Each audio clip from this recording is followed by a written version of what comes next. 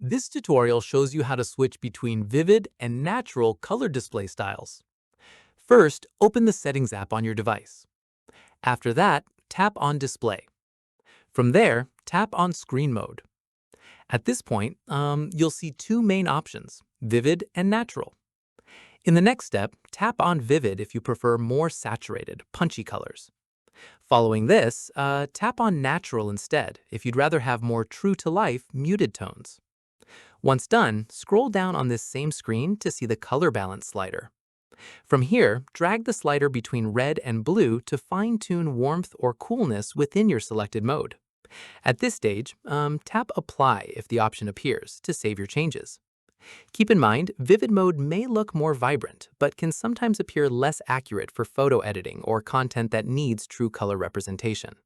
Finally, exit back to your home screen to see the new color mode applied across your display.